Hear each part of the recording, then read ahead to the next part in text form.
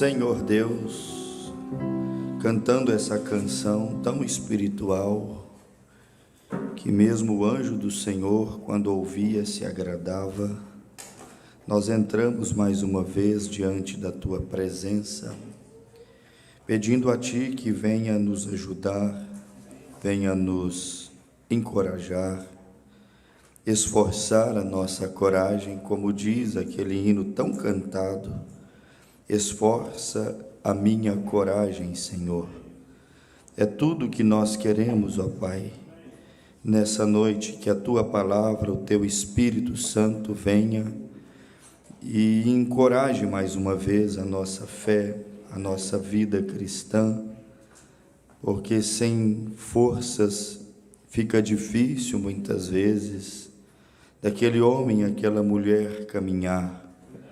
Por isto, Deus, ao aproximar da Tua palavra, da Bíblia, deste Evangelho eterno, Evangelho poderoso, eu gostaria que, ao aproximarmos dele, ao abrirmos a boca para falar dele, virtude descesse do céu e então visitasse as pessoas que estão ouvindo, aqui na igreja, dentro de casa, nos lares, doentes ou não, fracos no físico ou no espírito ou na alma, doentes no corpo ou nas emoções ou mesmo na alma, Senhor. Eu sei que o Teu Evangelho é o poder de Deus na vida daqueles que creem, para curar, para libertar, para fazer proezas, ó Pai. Pelo Evangelho do Senhor, o Teu nome é glorificado. Portanto, ajuda-nos aqui nessa noite mais uma vez e dá-nos um culto abençoado, Senhor. Abra os caminhos espirituais, abra o nosso entendimento, sensibiliza o nosso coração, dá-nos discernimento, aquilo que chamamos de inteligência, revelação espiritual, divina, sabedoria vindo do alto, Senhor. Pai, permita-nos sair daqui nessa noite um pouquinho melhor do que entramos. Nós não queremos apenas entrar e sair por anos e anos e anos do mesmo jeito. Nós queremos um crescimento, uma melhora, queremos ver a manifestação da Tua graça, a manifestação deste Evangelho poderoso que o Senhor anunciou quando passou aqui nessa terra. Queremos caminhar, Deus, como a continuidade daquela igreja. Portanto, no nome de Jesus, nos ajude, abençoe e venha de encontro às nossas necessidades para a honra e glória do nome do Senhor. Em nome de Jesus Cristo. Amém. Boa noite, irmãos. Que Deus abençoe a todos presentes e a todos também que se encontram no lar. Esperamos que Deus, mais uma vez, faça por nós aquilo que Ele sempre tem feito, que é falado, tocado em nossos corações, nos ajudado. A coisa mais gloriosa que tem é você ouvir a palavra, estar na presença de Deus e saber que aquilo te ajudou, te abençoou. Então esse é o propósito nosso, de anunciar o Evangelho, levar essa ajuda, levar essas bênçãos, levar o poder de Deus aos corações famintos, sedentos e necessitados. Vamos a Romanos, capítulo 1.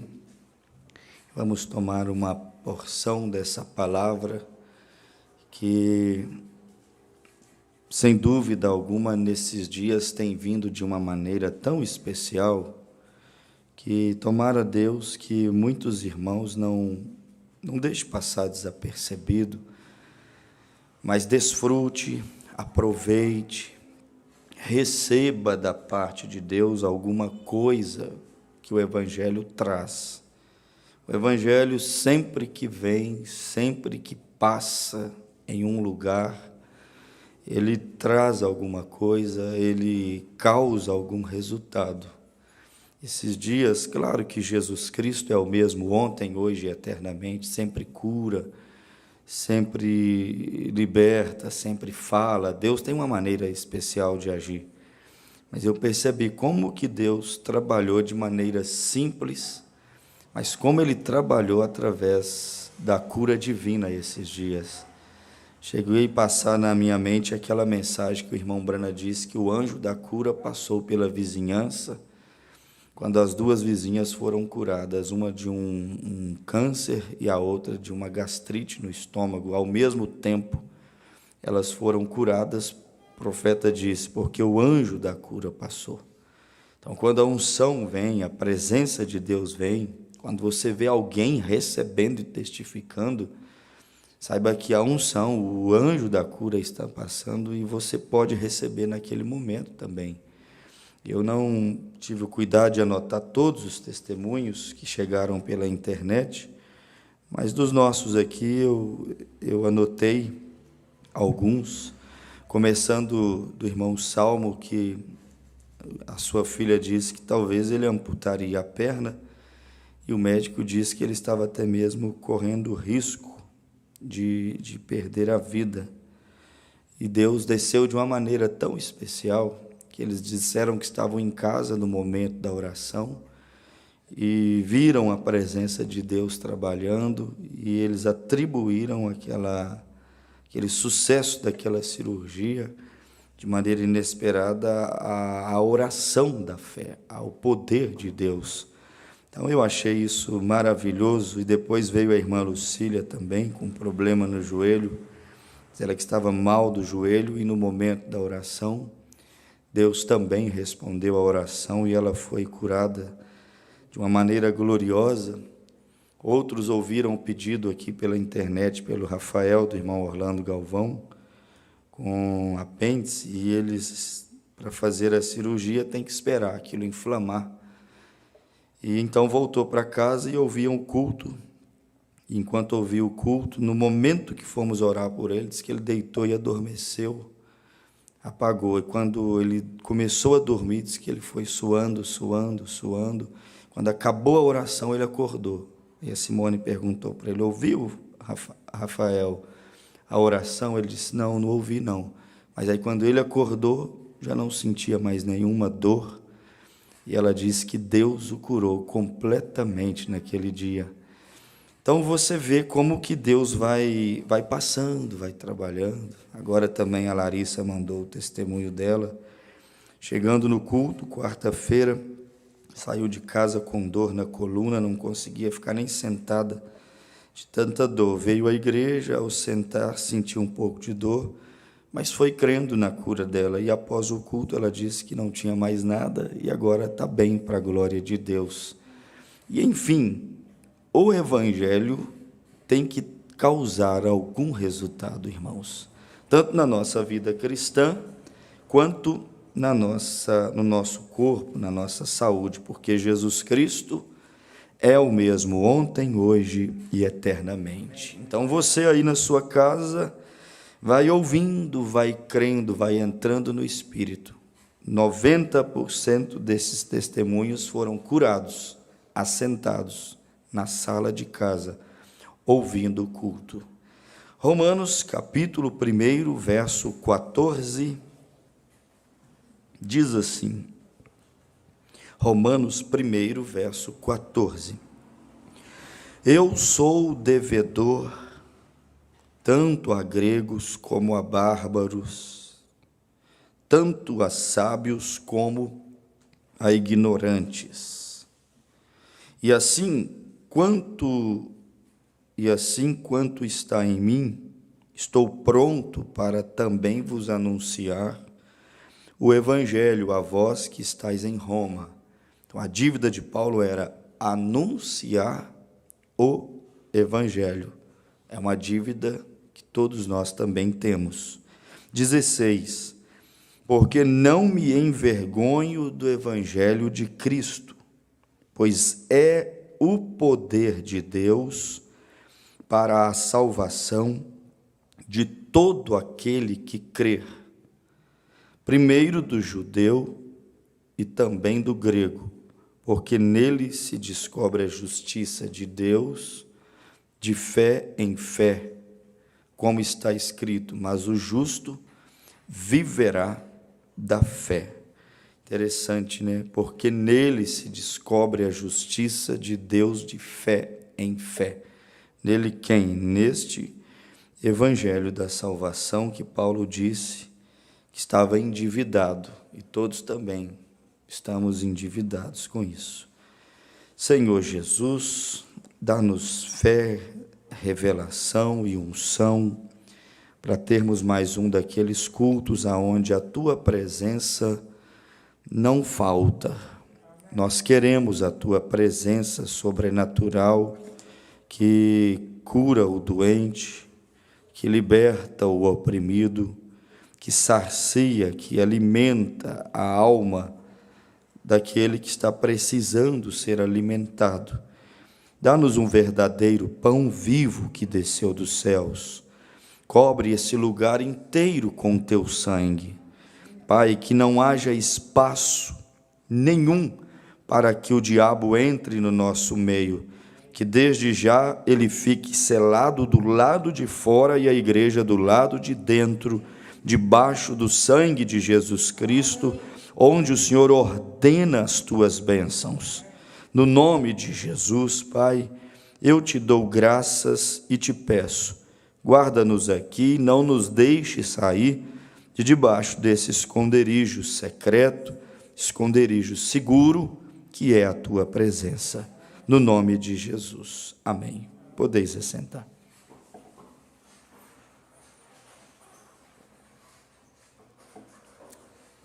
Interessante, às vezes, a maioria dos assuntos que falamos em um culto vem quando estamos lendo a Bíblia, lendo a mensagem, meditando. Mas hoje pela manhã, quando eu levantei e fui buscar pão, lembrei de alguém que mandou uma mensagem e disse assim: Deus abençoe a sua saúde por tudo que você tem feito pelo Evangelho. E aí fiquei pensando comigo, o que é que eu tenho feito pelo Evangelho? Será que tenho feito pelo menos o mínimo que eu deveria fazer, como uma forma de gratidão a Deus pelo tudo e o tanto que o Evangelho faz por mim? Isso foi um pensamento que me veio e ficou, e eu desejei estender ele para toda a igreja, porque eu acho que não existe um crente que o Evangelho nunca tenha feito algo por ele. Se você for examinar com sinceridade, profundamente no coração, você vai descobrir que, por que não dizer 100% do que você é, do que você tem, do que você se transformou, quando o assunto é crescimento, melhorias, não foi ninguém que fez por você, foi só o Evangelho. O Evangelho é que fez por nós. E aí, quando você pensa no que o Evangelho fez por você até o dia de hoje e ainda fará, e pensa no que você tem feito pelo Evangelho, aí eu lembrei da mensagem que o irmão Brana pregou assim: é a sua vida digna do Evangelho? Esse Evangelho que tanto faz por você diariamente. Esse Evangelho que por um ano, alguns 10 anos, outros 30 anos, outros já 40, 50 anos, o que você faz para a sua vida ser um pouquinho mais digna desse Evangelho que tanto faz pela sua vida, pelo seu lar, pelos seus filhos, pela sua esposa, pelo seu esposo. Isso nós ficamos pensando dentro de nós, pensando ou procurando pelo menos pensar de uma maneira mais profunda sobre o que significa este evangelho para mim. Olha que frase, essa frase por si mesma já fala muito, esse tema de mensagem do profeta. É a sua vida digna do evangelho? Quando ele pergunta isso por si mesmo já significa que existe muitas vidas que são indignas do evangelho.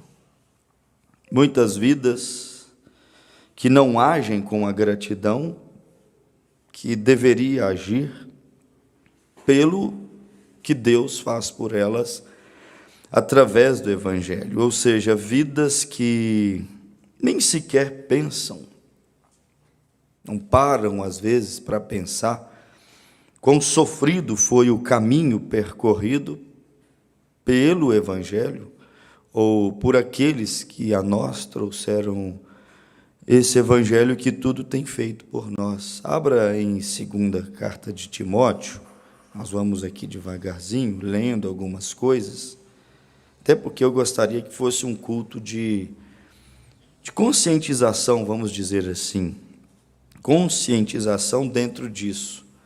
O que o evangelho fez por mim e o que eu tenho feito pelo evangelho. É a minha vida digna do evangelho? Tenho eu valorizado esse evangelho que foi sofrido o caminho que ele percorreu, foi cheio de dores o caminho que ele trilhou para chegar até nós? Paulo disse aqui, em 2ª carta de Timóteo, no capítulo 1, em outras palavras, nós vamos ver Paulo dizendo aqui que ele não poderia ter medo para poder anunciar o evangelho. Quer dizer, se ele não poderia ter medo é porque ele ia correr riscos, ele ia passar por pressões.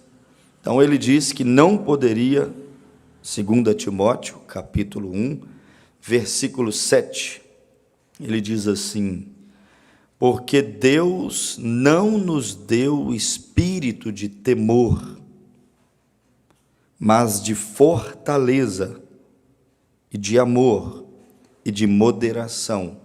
Quer dizer, ele não poderia ter medo para poder viver, para poder, vamos dizer assim, praticar esse evangelho, para poder demonstrá-lo publicamente. No versículo 8, ele vem e disse aqui: portanto, falando a nós, não te envergonhes do testemunho de nosso Senhor, nem de mim, que sou prisioneiro seu.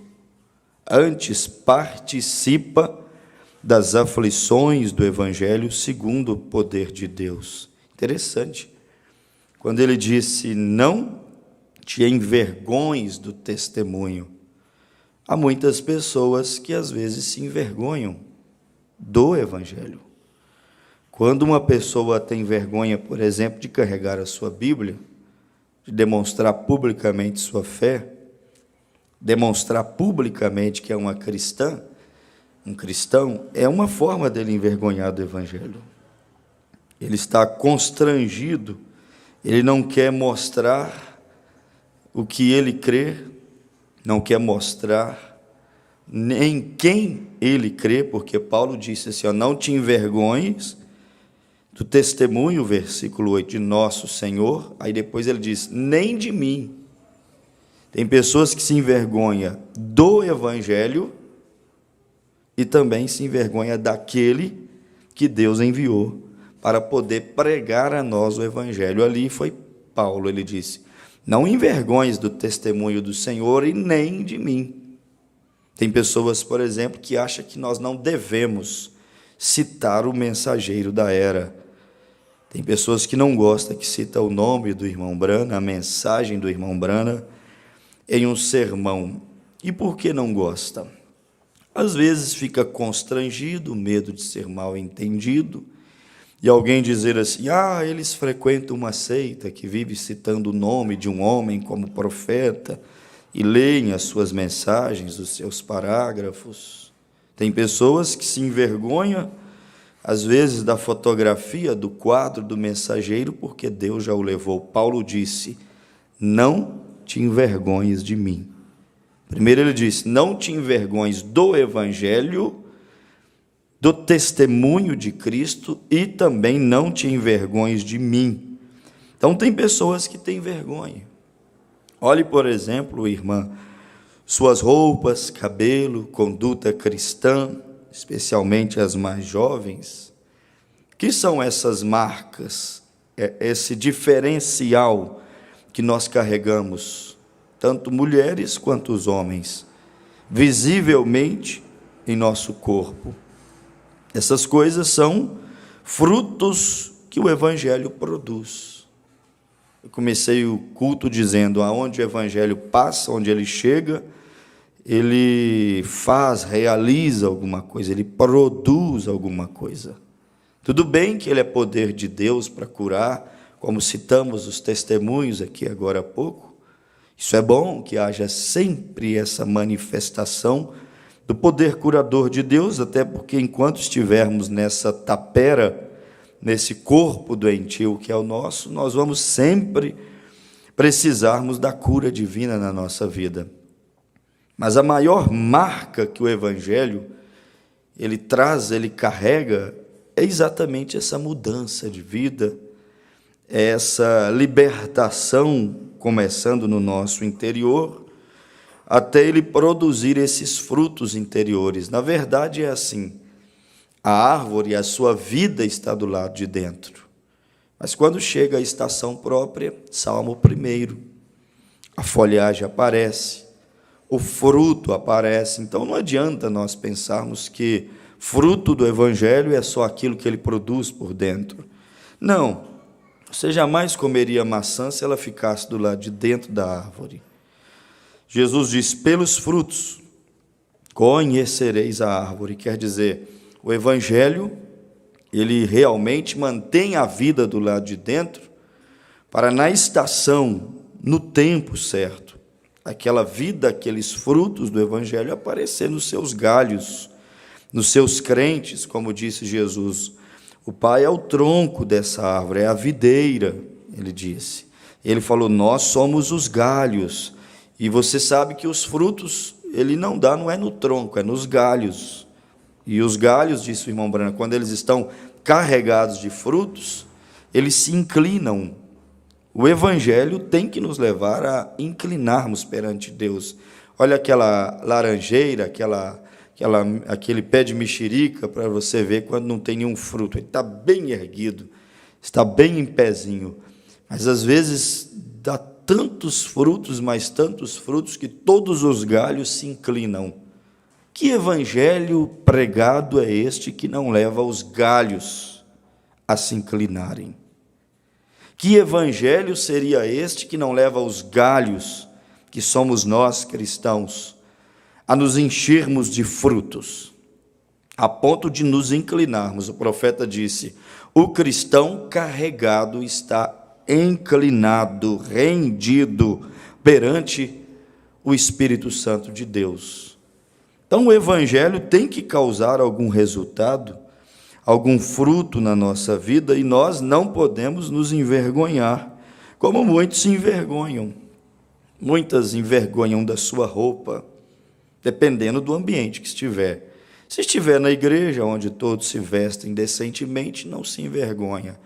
Mas se for lá na festa, se for lá no shopping, se for lá na praia, se for lá distante, onde todo mundo é totalmente o oposto, logo o figurino muda por inteiro, porque a pessoa se sentiu constrangida. E se sentir constrangida é literalmente envergonhar-se dele, envergonhar da sua sã doutrina.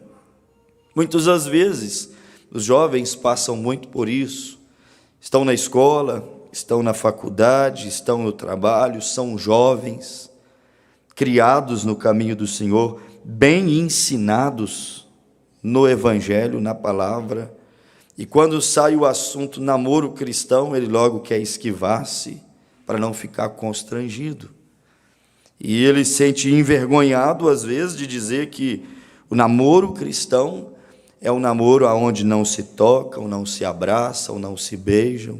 O namoro cristão, o casamento de um casal cristão é um casamento limpo, onde ambos vêm limpos, virgens, para o altar.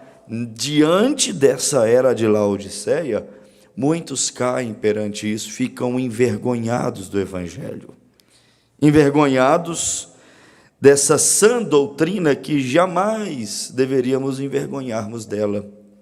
Aí eu volto lá no início da palavra, o início do culto, da mensagem. É a sua vida digna do Evangelho? Quando você muitas vezes se envergonha dele, Paulo disse assim, não te envergonhes, em outras palavras, não fuja, não te escondas. Quando Paulo disse, participa das aflições do Evangelho. Olha que frase é essa. Participa das aflições do Evangelho. Quer dizer que o Evangelho trilha um caminho cheio de aflições. Por isso que a Bíblia diz, muitas são as aflições dos justos, mas o Senhor Deus o livrará de todas. Quer dizer, o justo que vive o Evangelho, que está empenhado, esforçado em pegar a sua vida e baseá-la, fundamentá-la, construí-la de acordo com o Evangelho, ele vai padecer aflições. E Paulo diz, participa das aflições do Evangelho, segundo o poder de Deus. Ó Timóteo, ele falando a Timóteo, e ele falando aos Timóteos hoje, não fique atrás, vamos dizer assim, de um outro evangelho aí, mais social, de um outro evangelho mais fácil, evangelho como às vezes nós citamos, um caminho alternativo mais florido, mais largo, um outro evangelho que não é Mateus capítulo 7, versículo 13 e 14, porta estreita, caminho apertado, onde poucos entram por ele, mas há um outro evangelho, Paulo disse, onde a porta é larga, há um outro evangelho que Jesus disse, onde o caminho é espaçoso e há muitos que o encontram, passam por ele. Então, o verdadeiro evangelho traz esta aflição, e Paulo diz, participa comigo das aflições deste evangelho. Que evangelho, apóstolo São Paulo, o Senhor está dizendo? Aquele de Efésios, capítulo 2, 19 e 20, Paulo dizendo, porque não sois estrangeiros e nem forasteiros, mas concidadãos da família de Deus. Ele diz, edificados, porém, no fundamento dos apóstolos e dos profetas.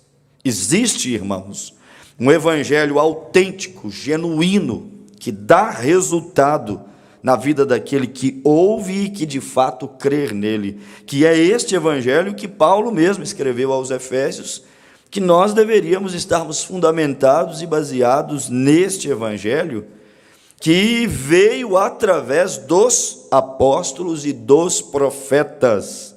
Nós não vamos encontrar o verdadeiro evangelho transformador, arrebatador. O verdadeiro evangelho, como eu tenho um livreto com o título O Evangelho Sobrenatural. Esse foi escrito pelo próprio irmão Brana e era distribuído nas suas campanhas. Nós não vamos ter esse evangelho sobrenatural se nós não atentarmos para o evangelho dos apóstolos, o evangelho dos profetas, o evangelho que em verdade sua marca era sangue, era sofrimento, era dores.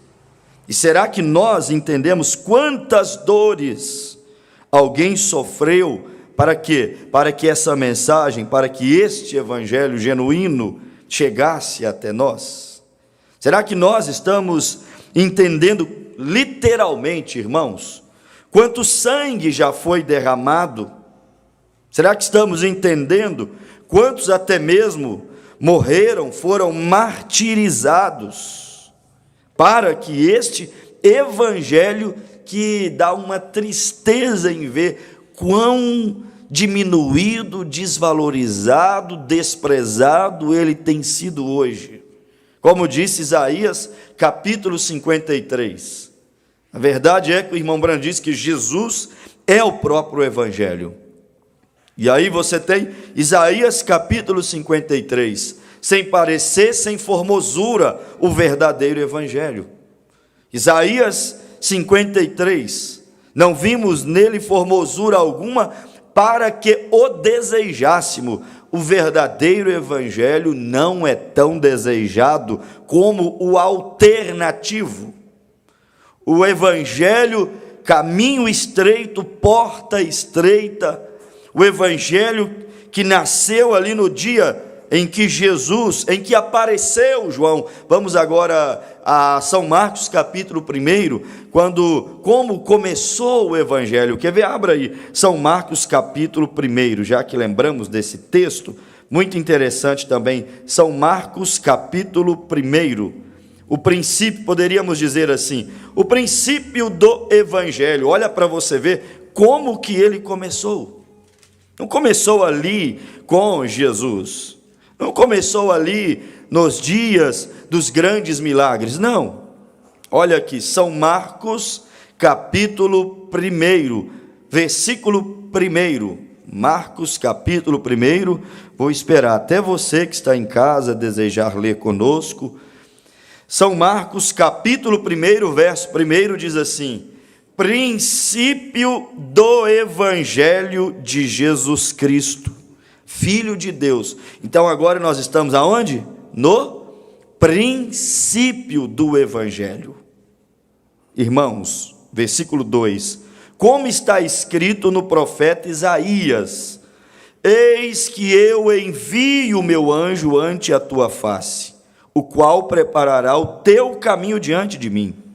Voz do que clama no deserto, preparai o caminho do Senhor, endireitai as suas veredas. Apareceu João, batizando no deserto e pregando o batismo do arrependimento para a remissão dos pecados. Então espera um pouquinho. O princípio do evangelho começou com a chegada de um profeta, que também foi chamado de Elias nos seus dias. O princípio do evangelho começou com um mensageiro antes que Jesus pudesse entrar em cena. E esse mensageiro, esta voz que apareceu clamando, ela apareceu pregando o que? Batismo de arrependimento e perdão dos pecados. Então, o evangelho começou com uma mensagem de arrependimento. Irmãos, é tudo que o mundo não quer ouvir. Quer ser indesejável? Pregue uma mensagem dura, chamando as pessoas a posicionar, a arrepender, a acertar as suas vidas. Pregue arrependimento, que você andará na contramão que o mundo religioso está querendo. A palavra arrependimento não soa bem para o século 21, para as igrejas da era que nós estamos vivendo, para, como disse o irmão Brana, os crentes que são plantazinhas pulverizadas, que não suportam o calor escaldante, o sol escaldante do deserto, as provas da vida. Como quando Herodes chegou com a mulher do irmão dele, que ele havia tomado, e João Batista disse: não te é lícito possuir esta mulher, ela é mulher do teu irmão, arrependa-te, você está em adultério. Irmão, quando João Batista disse isso, a mensagem de João, o princípio do evangelho, causou o quê? Causou indignação, causou revolta, causou a antipatia de Herodes, que foi para conhecer a João. E se ele não tivesse pregado o evangelho, talvez João até teria alcançado prestígio, fama, popularidade com Herodes. Quem saiba, Herodes tinha feito uma suíte presidencial para ele, lá dentro do palácio, para que ele não precisasse de viver pelo deserto afora. Mas o princípio do evangelho começou assim, eis que o machado está posto à raiz das árvores. Isto é o princípio do evangelho. Versículo de número 5, olha para você ver, de Marcos capítulo 1. E toda a província da Judéia e todos os habitantes de Jerusalém iam ter com ele, e todos eram batizados por ele no Rio Jordão, confessando os seus pecados. Então espera aí, o evangelho autêntico, quando começou, veio com uma mensagem de arrependimento, confissão e remissão, perdão de pecados. Isso não vai poder faltar no evangelho genuíno, autêntico da Bíblia Sagrada. Verso 6, e João andava vestido de pelos de camelo, e com um cinto de couro em redor de seus lombos, e comia gafanhotos e mel silvestre, e pregava dizendo, após mim vem aquele que é mais forte do que eu. Quer dizer, o meu evangelho não vai decair, enfraquecer, ele vai subir, fortalecer. Após mim vem algo que é mais forte, mais poderoso, mais contundente, mais transformador. Então o evangelho, na vida dos verdadeiros filhos de Deus, não pode entrar em uma decadência. Ele tem que entrar em uma ascensão. Ele tem aqui, como diz a Bíblia, a vereda do justo, ele tem que brilhar mais e mais. Por isso que na vida do verdadeiro eleito, irmão, enquanto mais o mundo for escurecendo, mais o verdadeiro eleito vai brilhando. Por quê? Porque na vida dele jaz o verdadeiro evangelho. E o verdadeiro evangelho é isso aqui que João disse, versículo 7, olha, e pregava o quê? Teologias? Pregava o quê? Interpretações? Filosofias? Não, e pregava dizendo, após mim vem aquele que é mais forte do que eu, do qual não sou digno de, abaixando-me, desatar as correias das sandálias. Eu, em verdade, tenho-vos batizado com água, ele, porém, vos batizará com o Espírito Santo. Pastor, para o que é que serve o evangelho? Às vezes temos um conceito muito superficial de evangelho. Evangelho, às vezes nós podemos dizer assim, são só aqueles 4 primeiros livros do Novo Testamento, Mateus, Marcos, Lucas e João, os livros, como dizem os historiadores, os livros sinóticos ali, os livros que são semelhantes um ao outro. Às vezes pensamos que são só os livros históricos acerca da vida de Jesus. Não, irmão, evangelho vai muito mais além do que livros históricos. Evangelho vai muito mais além do que a história de um certo homem, Jesus, que passou na terra. Evangelho é algo, como disse João, eu anuncio o batismo de arrependimento, conversão de pecados e arrependimento de pecados e remissão de pecados. Eu começo com o batismo na água, mas esse evangelho crescente, não decadente. O do mundo é decadente, irmão. O verdadeiro evangelho não se pode ser pregado hoje nas grandes catedrais, nas grandes denominações do mundo, porque senão esvaziaria as igrejas. E tudo que os homens não querem é esvaziar-se as igrejas. Mas o verdadeiro evangelho é isso, vos batizo com água. Começa assim, arrependimento, confissão de pecados, remissão de pecados, mas não para aqui. Após mim vem outro que vai continuar, não só anunciando o evangelho, como eu tenho anunciado, mas vai vir outro que é maior do que eu. Por quê? Porque eu, João Batista, anuncio o evangelho, mas o que vem após mim, ele vai manifestar, demonstrar o evangelho. Que vem depois de mim, que é o Cordeiro de Deus, que tira o pecado do mundo, este vai trazer um poder tão grande para a palavra, que quando essa palavra chegar no coração da semente eleita, daquele que verdadeiramente é filho, escolhido para crer, aquela vida vai ser transformada, mudada. Irmão, Jesus pôde fazer o que João Batista não pôde fazer, irmão. Quando Jesus viu um gadareno, irmão, um toque, uma palavra, não agora do evangelho falado, anunciado, que é bom, mas um toque, uma palavra do evangelho manifestado, transformou a vida do gadareno e tirou de dentro dele, irmão, 1 ou 12 legiões de demônios, que entrou numa manada de porcos e lançou no precipício. O verdadeiro evangelho manifestado, ele cura os enfermos, disse o irmão Brana, ele expulsa os demônios, disse o profeta, ele leva libertação para os gadarenos. Por isso que nós não podemos continuar sendo a mesma pessoa ouvindo esse evangelho. Você crê que essa mensagem é o evangelho não só falado, mas manifestado de Deus para essa era? Se nós cremos nisto, irmão, isso tem que nos encher. Como disse João, o meu anuncia arrependimento, anuncia conversão, anuncia remissão de pecados, mas o outro evangelho manifestado, o qual não é outro, mas é a continuidade deste que eu estou anunciando, este outro vos batizará, vos encherá com o Espírito Santo. Pastor, o que eu vou fazer? Eu quero tanto ser cheio do Espírito Santo. Ouça o evangelho com o coração aberto. O evangelho pode encher a tua alma, o evangelho pode te batizar com o Espírito Santo, o evangelho pode te fazer uma nova criatura em Cristo Jesus. Não há outro método melhor, irmão. Tem dentro do evangelho um poder que o mundo não consegue dimensionar. Isso é uma coisa maravilhosa, e aqui está o princípio do evangelho: arrependimento, confissão de pecados. O princípio do evangelho, olha aqui, irmãos, olha aqui, ó.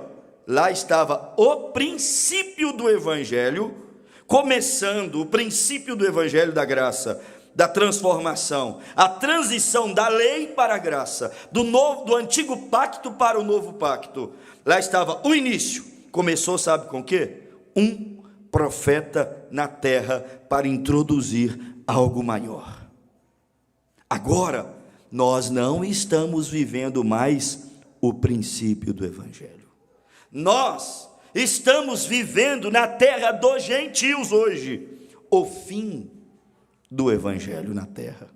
Só que tal como começou, como principiou o início, como principiou o evangelho com um profeta e uma mensagem de arrependimento, de confissão, perdão dos pecados e enchimento do Espírito Santo, como começou, assim também vai terminar.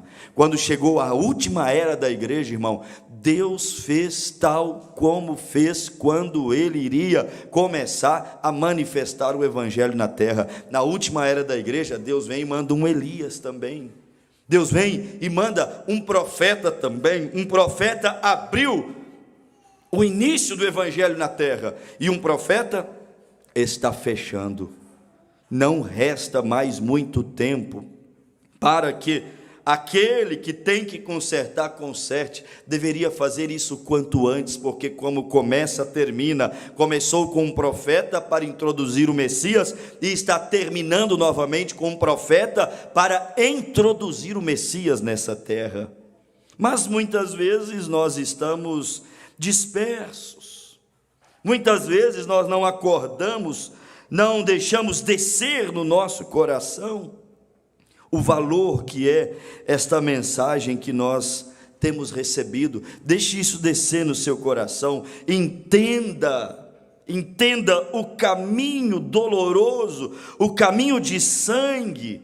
Entenda, irmão, quão difícil, quantas pessoas perderam direitos que lhes eram legais, perderam privilégios, perderam até mesmo família. Para quê? Para que este evangelho, que começou com João assim. João tinha direito de ter uma esposa e não teve, porque ele estava começando o evangelho. João tinha direito, perdeu mulher, perdeu filhos, perdeu pais, perdeu o direito de estudar, nem à escola ele foi, disse o irmão Branham. Pelo menos não há nenhum registro que ele tenha ido a alguma escola. E olha que ele tinha descendência sacerdotal, seu pai fazia serviços religiosos ali no santuário, fazia sacrifícios no altar, Zacarias, e ele perdeu todos esses direitos. Sabe por quê? Porque o evangelho estava começando.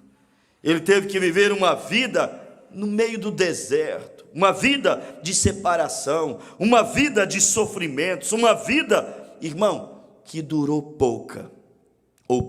João Batista, aos seus 30 anos de idade, quer dizer, super jovem, apenas um jovem pregador, irmão, mas que para ele a sua vida já estava muito longa, pela intensidade com a qual ele encarou a missão.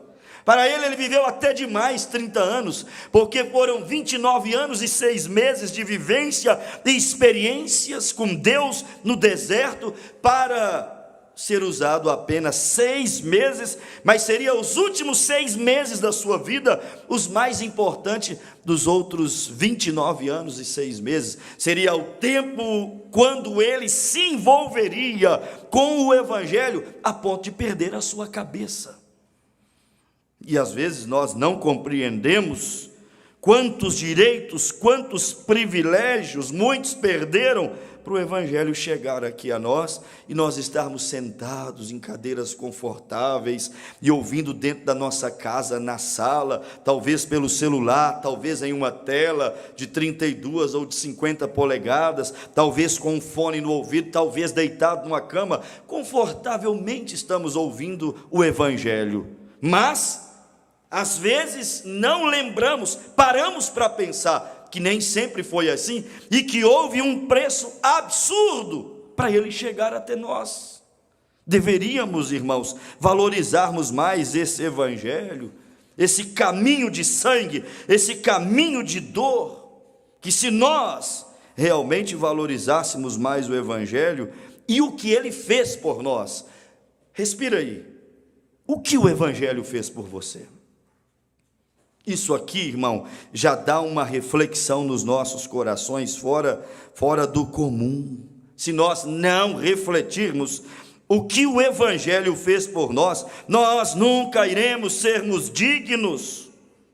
Se você não entender que o evangelho fez mais por você do que você por ele, se você não parar para pensar o que o evangelho fez por mim, o que o poder de Deus fez por mim, o que a mensagem da cruz fez por mim, se você não parar para poder pensar nisto, eu, você, nós, irmãos, nossa vida nunca será digna desse evangelho, nunca. Às vezes pode haver pessoas que vêm à igreja uma vez por semana, depende do lugar, a cidade, a distância, outros 2, outros 3 vezes por semana ouvindo o evangelho, e aí a pessoa vai e pensa assim: eu fiz demais pelo evangelho, fui 2 vezes à igreja. Outro pode pensar assim como aquele fariseu lá no templo: eu dou os meus dízimos, eu oro, eu jejuo, eu vivo uma vida fielmente, a minha moral, o exterior do copo, do prato está perfeitamente, eu sou um homem religioso, sou um homem caridoso, eu ajudo os pobres, eu patrocino alguma campanha, algum programa de rádio, eu invisto na obra missionária. Às vezes a pessoa pega isto, dá sua oferta, seus dízimos na igreja e pensa: eu faço demais pelo evangelho. Irmão, tudo que você puder pensar que está fazendo demais para a igreja, demais para Deus, demais para o evangelho, saiba que esse é um pensamento pobre. Não tem como eu, um pobre mortal, um verme salvo pela graça de Deus, fazer demais por esse evangelho, que é tudo. Essa mensagem é tudo para nós, irmão. Ela é tudo, ela é o seu oxigênio, ela é a sua libertação, ela é aquilo que segura as coisas. para que não se destrilhe. Saiba que muita coisa na sua vida, casamento, cristianismo, finanças, família, não se destrilhou, porque a mão do Evangelho está segurando.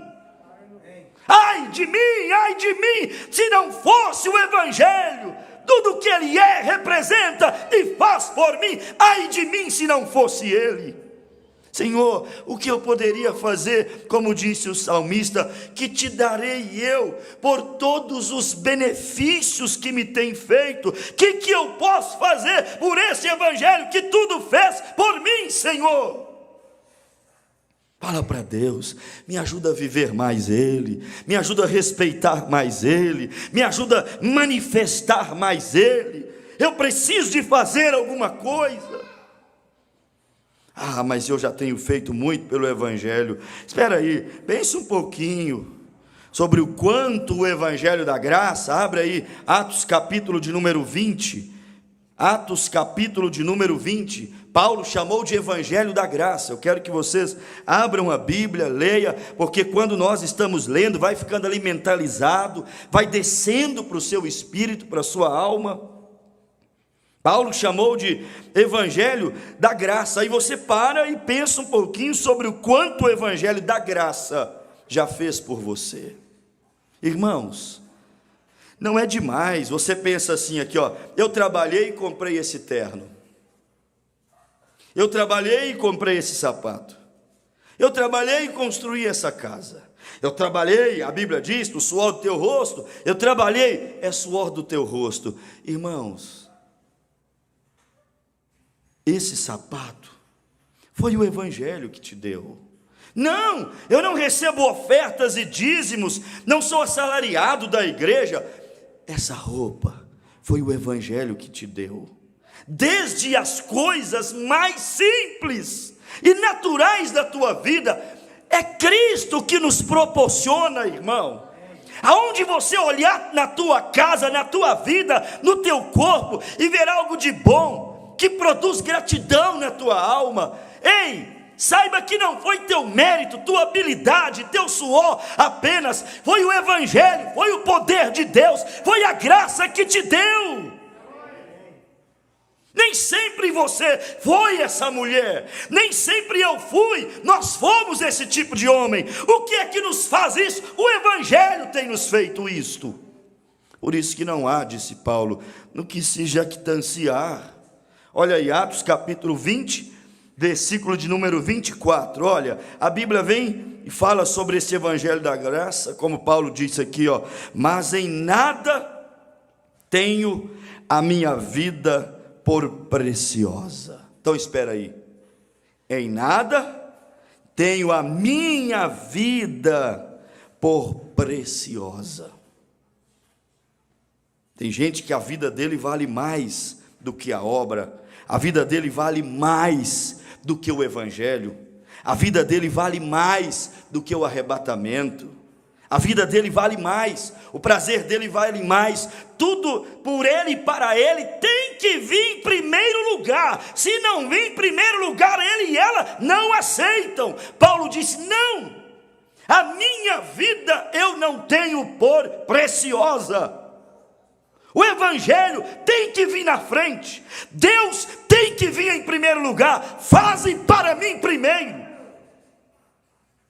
Mas em nada tenho minha vida por preciosa, contando que cumpra com alegria a minha carreira e o ministério que recebi do Senhor Jesus, para dar testemunho do Evangelho da graça.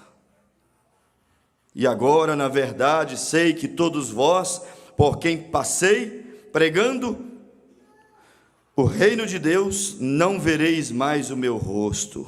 Aí ele está se despedindo de alguns irmãos, porque já sabia que estava prestes de ser recolhido. Mas aqui o destaque é o verso 24, em nada tenho a minha vida preciosa. Ele disse, eu priorizo o testemunho do Evangelho da graça. Esse Evangelho da graça já fez alguma coisa por você?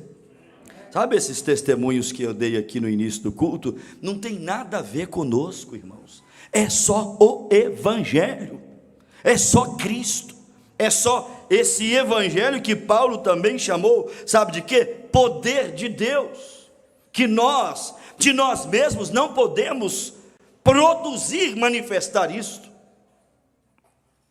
Então tudo que nós somos, tudo que temos, lembra disso, foi o Evangelho da graça que nos proporcionou. Sabe a casa que você mora, a cama que você dorme, o carro que você usa, a comida que você come, a família que você tem, sabe a alegria que você tem, sabe a força que muitas vezes te toma, te possui, e aí você vai e descobre que de ti mesmo não terias aquela força. Isso tudo é o Evangelho, irmão. O Evangelho está sustentando a igreja nessa terra. Nós não daríamos conta não, irmão Reginaldo, mas é o verdadeiro Evangelho que está sustentando a igreja, que está segurando esses jovens, que está segurando essa noiva, que todos os dias a coisa piora, mas todos os dias ela mantém o seu foco. O Evangelho está sustentando aqueles que estão valorizando essa coisa sobrenatural que Ele é. É Ele que está segurando as pontas. Eu gostei dessa frase, fiquei com ela no meu coração durante o dia. É Ele que está segurando as pontas. Me veio de um jeito tão interessante. É Ele que está segurando a ponta ou as pontas para que a pipa não vá embora. Que pipa, pastor? Que ponta, pastor? Seu casamento é uma pipa.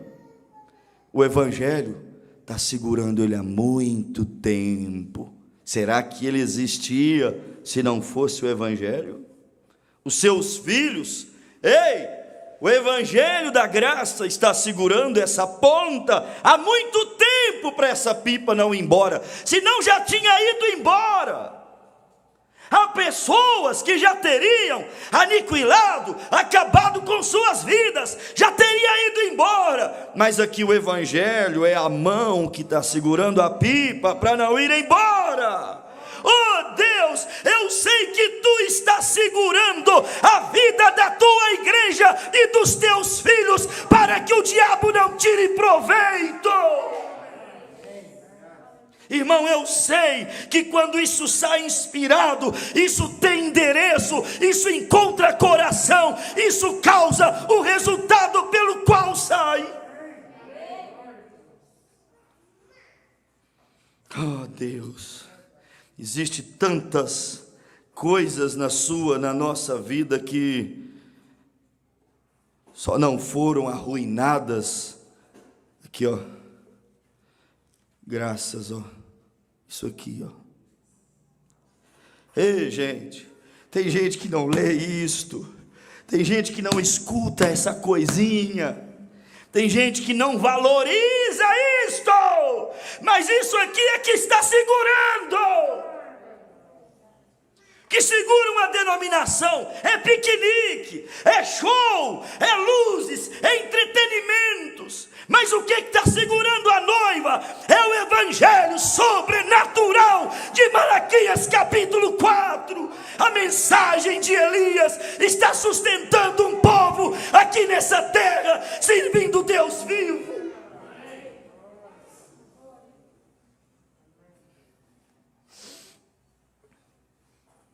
O Evangelho do reino de Deus, irmãos, ele às vezes sai tão simples, mas é tão poderoso, tão ungido.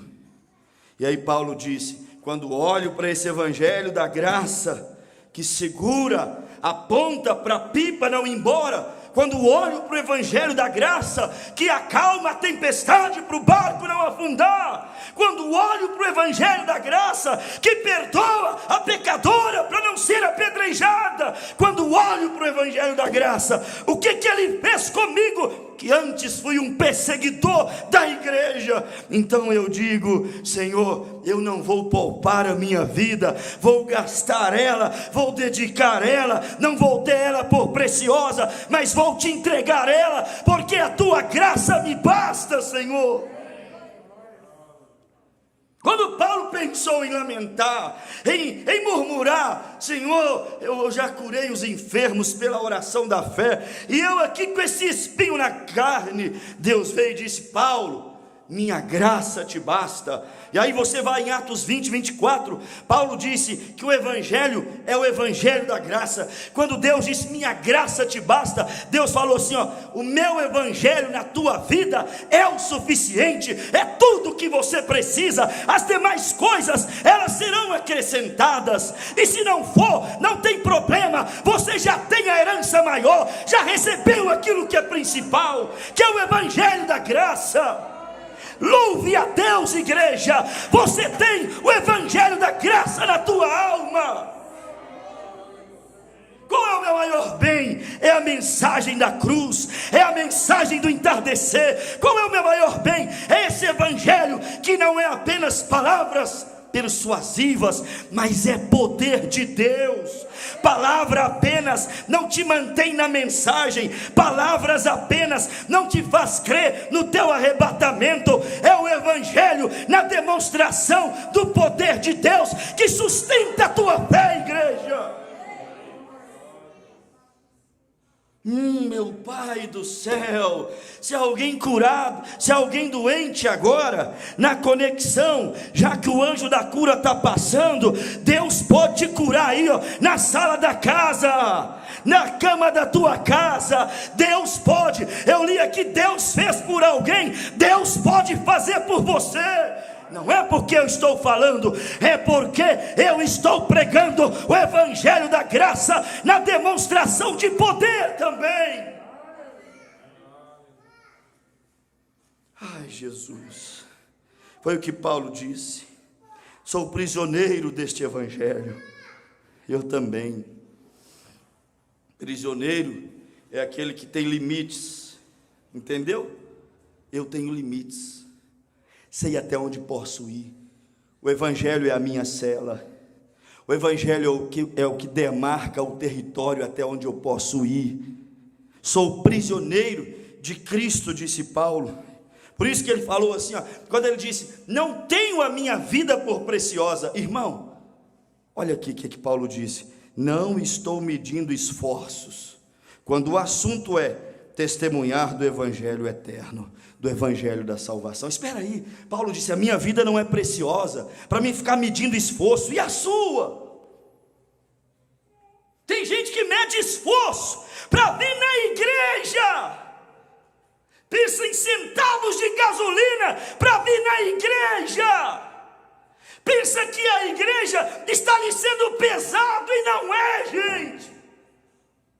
Somos o que somos, temos o que temos, é pelo evangelho, é ele que te sustenta, não é você que o sustenta. Eu estou mantendo a obra, sustentando o evangelho. Não, o evangelho sustenta a minha fé, sustenta a minha força, sustenta a minha casa, sustenta a minha saúde. Ei, não mede esforço por esse evangelho, que é o teu tudo, ou deveria ser, que deveria ser o seu, o meu, nosso absoluto. Não meço esforço quando o assunto, Paulo disse, é testemunhar desse evangelho da salvação, o evangelho da graça. Não importa se me custe a minha saúde, foi o que Paulo disse. Não me importa se me custe a minha vida, é o que Paulo disse. Mas nós medimos copinhos e talherezinhos e coisinhas, e ao invés de ouvirmos a Deus, faze para mim primeiro, nós invertemos os valores. Não, Senhor, para mim primeiro. Se tu fizeres para mim, eu farei para ti. Não, é o contrário. Faze para Deus, Serepta, e Deus fará por ti. Faze para Deus, Tabita, e Deus fará para ti. Faze para Deus, Naamã, e Deus fará para ti. Demonstre fé. Deus nos põe em problema para demonstrar nossa fé no seu evangelho. Faze para Deus.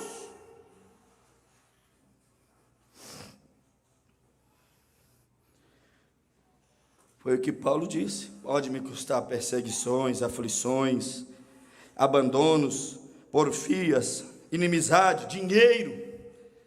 Dinheiro então nem se fala. Paulo entendeu que pelo evangelho da salvação valia a pena dar a vida.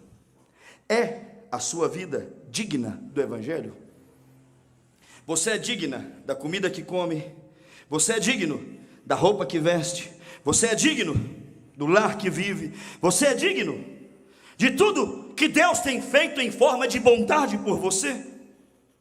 Isso é coisa natural. Agora pense no espiritual.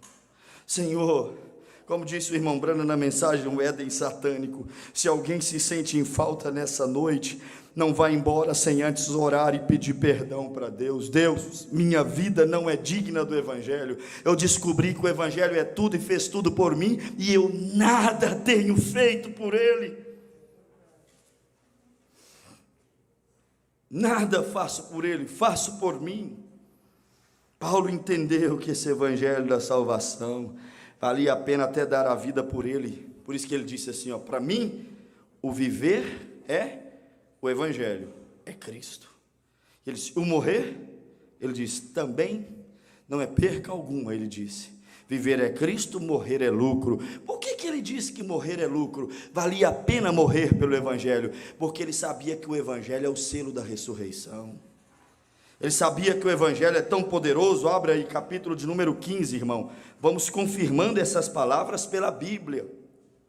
1 aos Coríntios, capítulo de número 15, você vai ver que Paulo entendeu que só ressuscitaria aqueles que tivessem o evangelho encarnado dentro dele. Não é aquele que já leu 1 milhão de vezes Mateus, Marcos, Lucas e João e disse, eu li os evangelhos do Senhor Jesus. Não é disso que se trata. Se trata em ter o evangelho de Cristo na sua vida, e não importa se haverá perseguições, abandonos, porfias, inimizades, ou mesmo perca de privilégios, renúncias. Não importa se terás que até mesmo abrir mão de direitos. Paulo entendeu, irmãos, olha aqui, 1 aos Coríntios, capítulo 15, verso 1, olha, também vos notifico, irmãos, o evangelho que já vos tenho anunciado, o qual também recebestes, e no qual também permaneceis, pelo qual também sois salvos, se o retiverdes, tal como vou-lo tenho anunciado. Então espera aí um pouquinho, é muita revelação, é muita coisa, para a gente apenas ir lendo, e lendo, e lendo. Olha a responsabilidade. Paulo está dizendo, eu tenho anunciado um evangelho que vocês têm recebido, e Paulo vem e disse assim, e vocês têm permanecido nesse evangelho, e se vocês têm recebido e permanecido, Paulo disse, sois salvos, se vocês retiverdes, guardardes o evangelho, como eu tenho anunciado, se não deslocar, não acrescentar, não tirar, se não aplicar mal, se ficar com ele como ele está, Paulo disse, sois salvos. E ele vem e disse, se não é que crestes em vão. Tem gente que crê em vão. Por quê? Porque não permanece, porque não o retém como ele é. Verso 3, porque primeiramente vos entreguei o que também recebi, que Cristo morreu por nossos pecados, segundo as Escrituras. Lembrando que Paulo chamou essa carta de Evangelho, e dentro do Evangelho existe a ressurreição, e que foi sepultado e que ressuscitou ao terceiro dia, segundo as Escrituras, e que foi visto por Cefas e depois pelos 12, depois foi visto por uma vez por mais de 500 irmãos, dos quais vive ainda maior parte, mas alguns já dormem também. Depois foi visto por Tiago, depois por todos os apóstolos, e por derradeiro de todos me apareceu também a mim como um abortivo, porque eu sou o menor dos apóstolos, que não sou digno de ser chamado apóstolo, pois que persegui a igreja de Deus, mas pela graça de Deus sou o que sou, e a sua graça para comigo não foi vã, antes trabalhei muito mais do que todos eles, todavia não eu, mas a graça de Deus que está comigo. Paulo entendeu. Nós não vamos ler todo o capítulo, é muito longo, mas Paulo entendeu que valia a pena até perder a vida por Cristo. Por quê? Porque dentro desse evangelho que ele estava anunciando, havia uma garantia de ressurreição. Ele falou assim: ó, Cristo, o evangelho morreu, mas ressuscitou. E ele disse: quando ele ressuscitou, foi visto por uns 500 irmãos, foi visto pelos todos os apóstolos, e depois, por último, foi visto por mim, um abortivo de Cristo.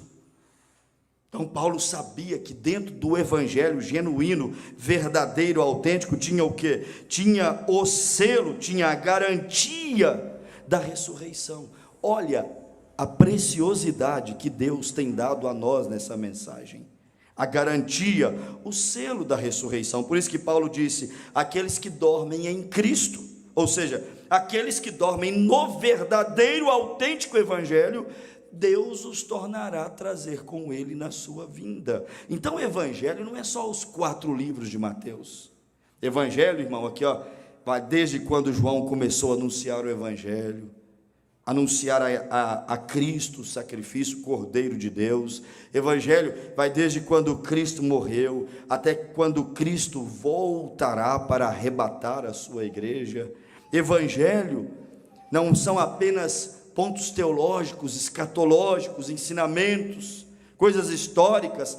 Evangelho também é o poder de Deus para a libertação, a transformação, a mudança de vida. Portanto, se você não está sentindo ou presenciando mudança de vida em você mesmo, você tem que saber que pode ser que você não está crendo no evangelho, porque aquele que crê de fato no evangelho, como ele é, irmão, é impossível ele ficar infrutífero. Ele tem que dar, ele dará os seus frutos, ele produzirá salvação. Paulo entendeu que o evangelho eterno trazia o quê? Trazia o Espírito Santo. Você está ouvindo o evangelho que é incumbido de trazer o batismo do Espírito Santo. Se nós não recebermos o Espírito Santo ouvindo o evangelho, irmão, de qual outro modo nós o receberemos? Efésios 1, versículo 13, a Bíblia diz: em quem também vós estáis, depois que ouvistes a palavra da verdade, o evangelho da vossa salvação, e tendo nele crido, fostes selados com o Espírito Santo. Quer dizer, o evangelho da salvação. Você ouve o evangelho da salvação, crer no evangelho da salvação, e então é o que? Selado com o Espírito Santo no evangelho da salvação. Que é o evangelho, pastor? O evangelho é o selo do Espírito Santo, o evangelho é a palavra da salvação, o evangelho verdadeiro é a garantia da ressurreição, o evangelho é a graça de Deus manifestada nas nossas vidas dioturnamente, desde as bênçãos naturais até a salvação da alma. O evangelho é o que tem feito tudo por nós, e nós muitas vezes não temos feito nada por ele. Nós ouvimos aqui quarta-feira sobre salvação e testemunho, ou salvação e testificação, ser salvo e sair a testificar. Quando você conhece o evangelho, você tem que ser um embaixador dele, você tem que ser uma testemunha dele, você tem que ser um porta-voz dele, você tem que ser, nós temos que ser um cartaz dele. Quem olha em nós tem que vê-lo de alguma maneira na nossa vida, porque senão nós não estamos vivendo no evangelho como nós deveríamos vivermos. O evangelho é aquilo que te dá força, sustentação no dia da batalha, é o que te equipa. Efésios capítulo 6, a Bíblia Sagrada disse que nós deveríamos nos fortalecermos no Senhor e na força do seu poder, e revestirmos de toda a armadura de Deus. O evangelho é o capacete, é a couraça, é o escudo, é a espada, é os pés, versículo 15, calçados na preparação do evangelho da paz. O evangelho é aquilo que te dá paz em plena guerra, certeza quando está rodeado de desconfianças, quando os seus olhos naturais não podem ver. Por isso que a Bíblia diz que A fé é exatamente isto. Ela é a prova das coisas que não se veem. O Evangelho te dá isso, te dar essa fé. Você e eu sem o Evangelho, irmão, nós estamos completamente destruídos, derrotados. Paulo diz que o Evangelho, sabe o que ele é? 1 Tessalonicenses, vamos fechar com isso. Abra aí, 1 Tessalonicenses, capítulo de número 5. Louvado seja Deus. Você pode dizer, louvado seja Deus? Graças a Deus pelo Evangelho. Você pode dizer isso? Graças a Deus pelo Evangelho. O Evangelho que aqui, ó, é loucura para o mundo. Loucura, disse Paulo, para os gregos que buscam conhecimento. O Evangelho é loucura para o mundo, mas Paulo escreveu aos Coríntios que ele é poder de Deus para aqueles que se salvam. Abriram Tessalonicenses, capítulo de número 5, primeira carta de Tessalonicenses. Capítulo de número 1, desculpe, verso 5. Tessalonicenses, capítulo 1. Deixe-me ver se é isso. 1 Tessalonicenses, capítulo 1, justamente. Olha para você ver. Que coisa mais perfeita. Versículo 4 de 1 Tessalonicenses, capítulo 1. Sabendo, amados irmãos, que a vossa eleição é de quê? Acharam não, irmão? Sabendo, amados irmãos, que a vossa eleição é de Deus. 1 Tessalonicenses 1, verso 4. Porque o nosso Evangelho não foi a vós somente em palavras, mas também é o que?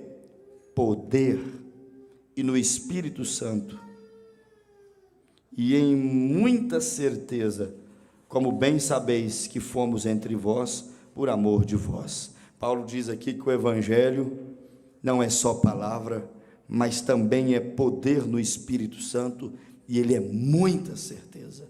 O Evangelho produz essa certeza. Certeza de que você é salvo. Amém? Certeza de que você será arrebatado. Quando você vai se alimentando do Evangelho, você vai passando por cima de ti mesmo, de tuas fraquezas, das tentações que te envolvem. Você vai rompendo, porque o Evangelho, ele é o quê? Ele é certeza, ele é poder, isso vai te envolvendo. Onde nós lemos no início do culto, Paulo disse que ele é salvação para aqueles que creem. Você crê no Evangelho em sua plenitude? Evangelho completo, Evangelho em sua plenitude. O mundo não crê no Evangelho completo, crê no Evangelho fatiado, completo não. Mas aqui diz que o Evangelho é salvação para aqueles que nele crê. Você crê nesse Evangelho em sua plenitude? Então a Bíblia diz que o Evangelho é salvação para você. Sua salvação, minha salvação, não é uma igreja, não é um homem, não é uma doutrina criada por homem. Minha salvação é o doce, eterno Evangelho de Jesus Cristo. Ele é a tua salvação. Diga aí, o Evangelho é a minha salvação.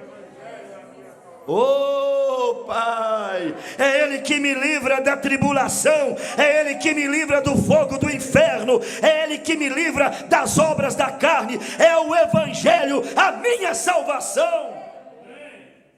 Sua salvação não é o governo, sua salvação não é o dinheiro, sua salvação não é você mesmo, sua salvação é o Evangelho. Portanto, viva o Evangelho, ame o Evangelho, pregue o Evangelho, valorize o Evangelho, procure viver uma vida digna do Evangelho, porque Ele é a nossa salvação.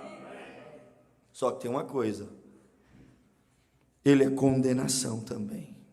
Apocalipse, capítulo de número 14, abra, leia e deixa aí bem memorizado, aí, gravado, ó. Apocalipse, capítulo de número 14, o Evangelho, ele faz isso, versículo de número 6, Apocalipse 14, diz assim: e vi outro anjo voar pelo meio do céu. Encontrou? Apocalipse 14:6. E vi outro anjo voar pelo meio do céu. Olha o que a Bíblia diz. E tinha o evangelho eterno, para o proclamar aos que habitam sobre a terra. O evangelho é uma proclamação. E a toda nação, e tribo, e língua, e povos. O evangelho irá a todas as nações, a todas as línguas, a todas as tribos, a todos os povos. De alguma maneira, Deus levará esse evangelho a todo mundo. Porque a Bíblia diz que quando o evangelho do reino for pregado até os confins da terra, então virá o fim. Então Deus levará esse evangelho. Versículo 7. Olha o que o anjo disse, dizendo com grande voz, o evangelho proclamado por um anjo, veio dizendo com grande voz. Então destaque isso, temei a Deus. O evangelho te chama para quê? Temer a Deus. Temer é respeitar, temer é honrar. Irmão, serve de base isso aí fora, chamado de evangelho, que não mostra que Deus tem que ser reverenciado, respeitado. E chamam Jesus de você em suas músicas. Isto é evangelho. E se veste de qualquer maneira, isto é evangelho. E vive qualquer tipo de vida, dizendo ser igreja do Senhor, isto é evangelho. Mas o evangelho chama-nos a temer a Deus, primeiro destaque. Segundo, dai-lhe glória. O evangelho te chama a fazer o quê? Dar glórias a Deus. Deixa a sua vida glorificar a Deus. Deixa a sua boca glorificar a Deus. Senhor, minhas mãos te glorificam, Pai. Minha boca te glorifica, minha vida te glorifica, meu ser te glorifica, minha casa te glorifica, Pai, tudo que sou te glorifica, tudo que tem fôlego, dá glória a Deus, louve a Deus. O evangelho te chama a render glórias a Deus. Tua vida está glorificando a Deus ou a ti mesmo? Tua vida está glorificando a Deus ou a igreja? Glorificando a Deus ou aos homens? Glorificando a Deus ou a ninguém? Agora ele diz aqui, terceira coisa. O evangelho chamou para temer a Deus, o evangelho chamou para dar glórias a Deus, e agora aqui, porque vinda é a hora do juízo. E adorai aquele que fez os céus e a terra e o mar e as fontes de águas. Então aqui, o evangelho chamou para temer a Deus, o evangelho chamou para dar glória a Deus, o evangelho chamou para adorar a Deus. E o evangelho disse assim, porque vinda é a hora do juízo. E o evangelho traz uma consciência de que o juízo está batendo na porta. Mas hoje o mundo não quer ouvir mensagens sobre juízo, mas o evangelho eterno anuncia que o juízo está batendo a porta, como diz Isaías capítulo 61, Jesus, o Messias, anunciando o ano aceitável, as boas novas, libertando os cativos, curando os enfermos, abrindo os olhos dos cegos. E o irmão Branham dizia, a última parte da profecia do versículo 3 de Isaías 61 ficou para esses últimos dias, anunciar o tempo da condenação, anunciar o juízo que seria derramado. Isto tem sido anunciado, porque o juízo é chegado, está batendo na porta. Este é o trabalho do evangelho, anunciar o poder, a transformação, o temor, a adoração, a ressurreição, o arrebatamento, mas também anunciar que o juízo jaz à porta, e as suas gotículas e orvalhos estão passando sobre a terra, e um dia destes virá um grande tsunami sobre este mundo e abalará toda a terra. Mas o evangelho diz que antes disto, porque tão encarecidamente amou o meu nome, guardastes a minha palavra da paciência, o meu evangelho, eu vos pegarei, vos colocarei em um alto retiro seguro, para que a hora que virá sobre a terra não venha assolar a vocês. O Evangelho tem feito tudo por nós. E nós, o que temos feito por o Evangelho? Termino o culto dizendo isso. Não tenho a minha vida por preciosa. Não meça esforços quando o assunto for fazer pelo Evangelho, representar o Evangelho, porque o Evangelho fez muito por você. E quando você e eu tínhamos que ir a juízo para ser condenado, o Evangelho encarnado foi nos representar a juízo e foi julgado e condenado no nosso lugar. Então, viva o Evangelho, respeite o Evangelho, ame o Evangelho e não fique com a boca calada. Sofre as perseguições e reprovações que o mundo traz sobre o verdadeiro Evangelho. Anuncie de sua maneira simples mesmo este Evangelho. Fale do amor de Deus para os seus amigos, seus vizinhos, seus parentes. Testifique dessa mensagem. Vamos ficar em pé, que Deus possa nos ajudar. Irmão Brana disse, irmãos, na mensagem Hebreus capítulo 3, leve esse parágrafo com você. O profeta disse assim, não faço isso, irmão. Não faça isto, irmão. Deixe que o seu coração arda em chamas. Diga, agora tenho que fazer algo a respeito. Tenho que sair e ver se posso fazer com que alguém se salve. Bendito seja Deus. Se você não se arrepender, não vai e diga assim, bendito seja Deus, se você não se arrepender, vai perecer. Não vá levar o Evangelho dessa maneira. Vá e faça de uma maneira dócil, seja prudente como a serpente, simples como a pomba, e anuncie o Evangelho. Olha a base para você anunciar o Evangelho. Seja prudente como a serpente e simples como uma pomba. Esta é a maneira que você deve ir. Aproxime-se de alguém. Olha o conselho do irmão Brana. Aproxime-se de alguém. E se esta pessoa estiver criando galinhas, comece falando com ela sobre as suas galinhas por alguns instantes. É a prudência. Vê? Então, vê você. A primeira coisa, logo você estará falando com ela sobre o Senhor. Se ele for um fazendeiro, comece falando com ele sobre a fazenda dele.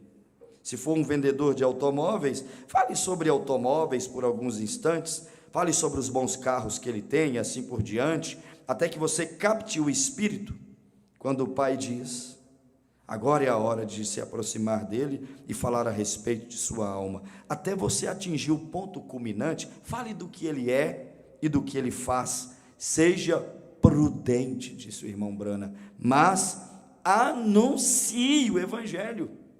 Por quê? Porque ele é tudo. Agora é a hora de se aproximar. Então vá e pregue para ele. Mas comece falando assim. Depois de algum tempo, sim, você vai e pregue a ele o Evangelho. E se você sentir que algo está obstruindo o caminho, está havendo algum impedimento, pare bem ali e se vá. Como um médico disse lá em Fênix, Senhor, enche a minha boca de palavras boas e então me dê uma cutucada quando eu já estiver falando o suficiente. Vê? Me cutuque quando eu já estiver falando o suficiente. Vai evangelizar assim.